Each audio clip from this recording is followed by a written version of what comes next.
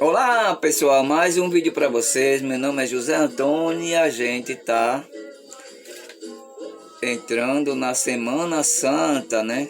A semana em que Jesus foi crucificado, não é isso? Então, domingo passado foi domingo de Ramos, não é isso? Foi domingo de Ramos e comemorado a entrada de Jesus na cidade de Jericó, né? Que pegaram aqui porque pegaram o jumentinho, né?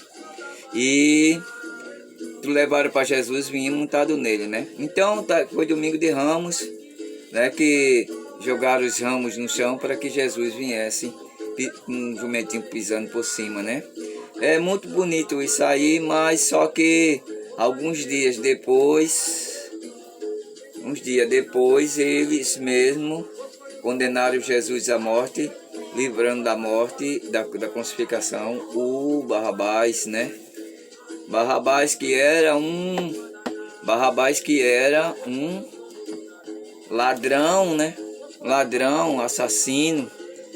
E que é porque agora ele tinha uma missão, né? Porque ele queria fazer exatamente o que o pessoal queria. Tem gente hoje uns políticos hoje que falam assim e os pessoas acreditaram nele, né? Acreditaram nele nessas coisas que ele disseram. Que era uma coisa mais ou menos parecida com isso, né?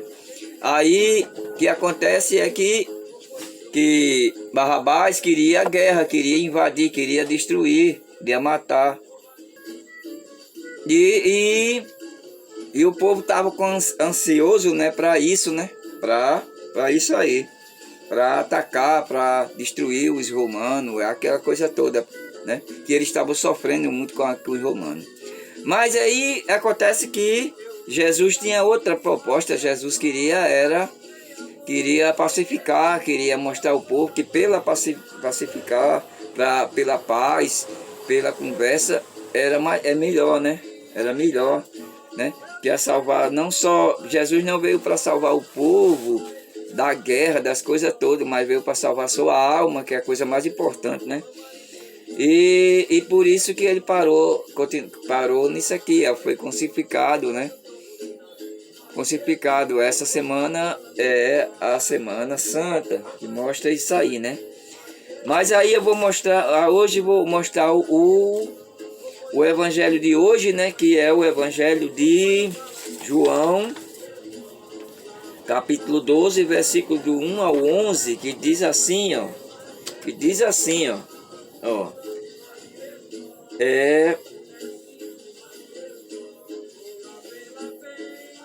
Diz assim, ó. Que é a unção em Betânia, prelúdio de morte. 6 dias antes da Páscoa, Jesus foi a Betânia, onde morava Lázaro, é uma cidade, né? Que ele tinha ressuscitado dos mortos. Lá ofereceram-lhe um jantar. Marta servia e Lázaro era um dos que estavam na mesa com Maria. Então, tomando meio litro de perfume de Marta, puro e muito caro, Marta o ungiu aos pés de Jesus e os enxaguou com os cabelos. A casa inteira encheu-se de aroma e de perfume. É incrível isso, né, que ela fez, né? Judas Iscariote, um dos discípulos, aquele que entregaria Jesus, falou assim: por que estes perfumes não foram vendidos por 3 denários para se dar aos pobres? Falou assim não porque se preocupava com os pobres, mas porque era ladrão e ele guardava a bolsa e roubava o que nela se depositava.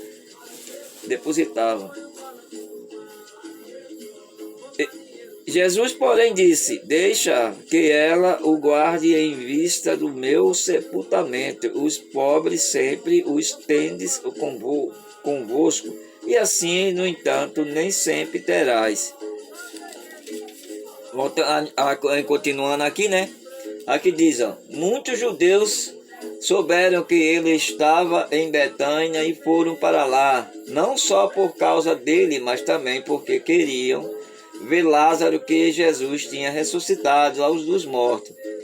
Os sumos sacerdotes então decidiram matar também Lázaro, pois por causa dele muitos se afastavam dos judeus e começaram a crer em Jesus. Eles mudavam do judaísmo para ir para o cristianismo, e isso